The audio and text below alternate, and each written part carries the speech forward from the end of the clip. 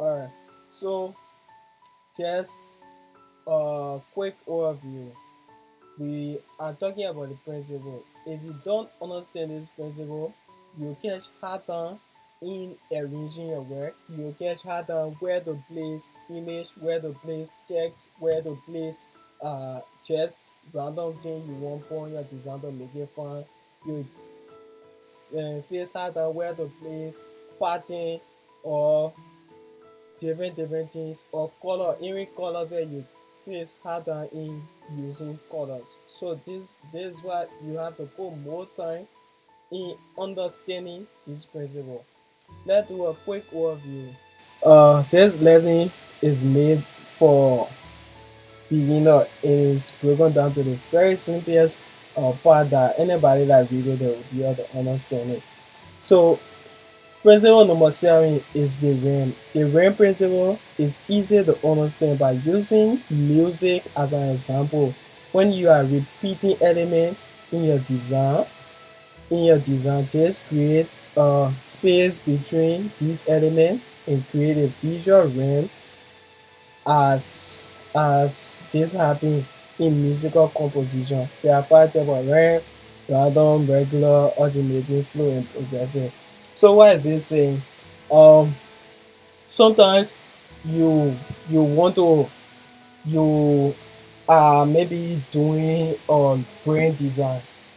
You are doing a brain design where you sometimes repeat the front, you repeat colors, or you repeat multiple or shape or stars. Like in this example here, you see they use diamond in cycle repeatedly, and then it gave you this uniform gesture or this uniform pattern that is addressing, that makes the word unique and fit nicely. But look at this one. If you use different shape without any guideline, without any repeating them or organizing them properly, it will be messed up. So you notice that if you actually check your work you deal with the canvas, some people broke this principle. They repeated multiple things that weren't organized or didn't even go along each other nicely. Okay, so most often it works when you are creating a particular background or pattern flow for a particular project you are doing. And then the next principle is pattern. The pattern graphic design refers to the repetition of multiple graphics elements on your design working together to create an eye-catching and harmonious design.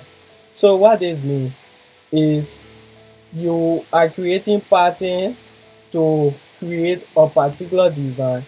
Let's take for example, let me see, this could be a pattern. This fingerprint we have here.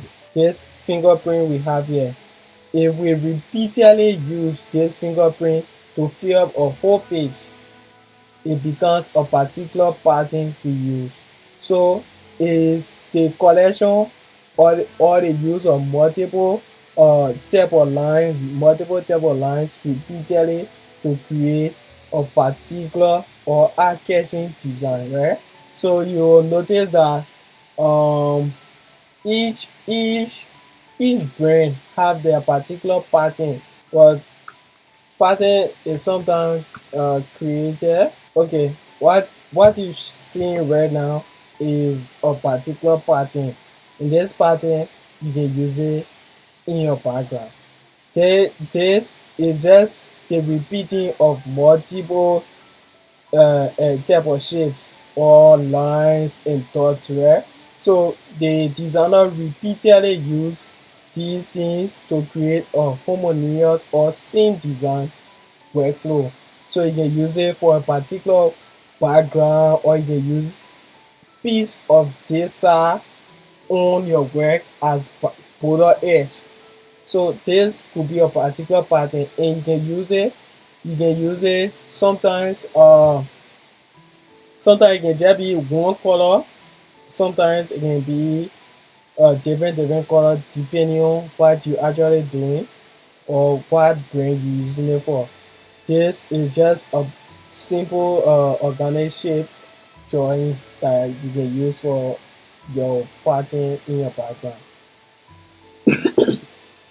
And then the next one we have is white space.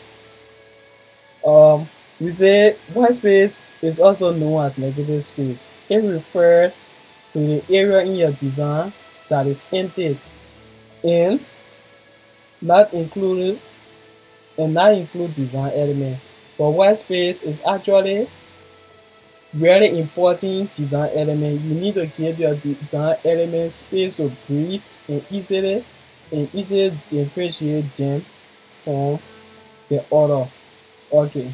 Let's as I said uh during the last class time, white space is the empty area in your design that doesn't contain any design element.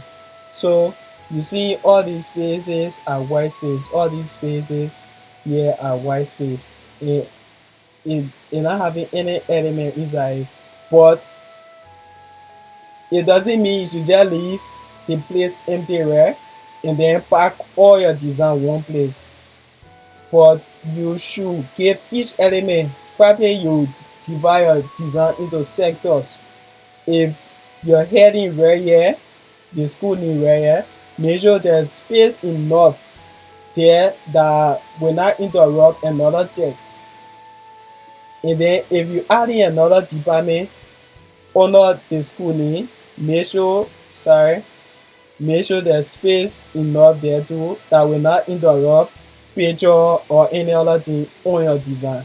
So once you understand this type of arrangement when it comes to word spacing, then you can be able to organize or arrange text in a particular way so that it doesn't affect your particular design. You have to understand that the best way I can explain it is you have to group your design into sectors or into layers of group, right? So you have your heading right here, you have your main caption, your main focus here, and then you have your image here, and then you have your subtitle, and then you got your address down here. You have your address down here. So once you already know that where you want place address on your flyer, address is always at the bottom, right? So you always leave space at the bottom to put your address there. And then where you want put your subtitle is so and so place. So it works for any design. You just make sure you divide your page or your workspace into sectors where each element is free by themselves. The movement principle. The movement principle say in graphic design, it refers to how the human art interact with your design. So if somebody looking at your design, how the eye move from one information to another information is the movement principle. How somebody eye, the person that you doing the design for, how the eyeball move from one information to another is the movement principle. So if you look at this design, probably you see professional certificate program. This one leads to this or website development, and then it leads to the tuition. From the tuition, it leads to register and enroll now. From enroll now leads to location, and then it leads to contact. So the movement principle say every the movement principle say every design you doing, how somebody able will interact, people shouldn't be looking for things all over on your design. Like you put enroll now here, you put press up, you put this location to the other place, you put like your design just scatter, right? It shouldn't be like that. When somebody read one information, it will lead to another information that back the first information they read. So till they can complete the design. That's what the movement principle says. And then the next principle is the variety principle. The variety principle is is using design to create a visual interest for viewer and ears, and it can be created created with different elements as color, typography, image, shapes, and many more. So the variety principle says that if you want to design a particular work, you should use different things or different elements. Like you should use different color, you should use different typography, you should use image, you should use shape, you should use icons, you can use different background color, you can use pattern in your particular design to give it life, right? This is what the variety principle say. So by using variety, it avoid creating monotonous design and lose interest to the viewer. So imagine that you just do one empty page, you put plenty writing, uh, like how it used to be before. You just do only maybe you just use typography for that particular design, and you just put plenty writing there. So people are seeing a whole lot of writing, they will lose interest. But if you put writing, you put picture illustrating what the writing say, and then you show some direction or some illustration, and it give more interest on your flyer, and also it give more interest to your viewers. And then the unity principle. The unity principle is, I would say, is important because uh, is one thing that plenty people really lack, how for the work to be unified. The unity principle refers to how well all the elements used in your design project works together. As I said, they should have a clear relationship and communicate the same concept. This will cause your design to look more organized and and every element on it will be related to each other. So the variety principle say you you as a designer, you should make sure that every element you use, whether like the color or like the text or like the image you use in your design. Like let's say we're talking about website development, then we put the next here, or we put the data present right here. It doesn't, it's not unified. It giving two different messages, right? Using next on website development flyer, it not make any sense, right? It giving different messages, right?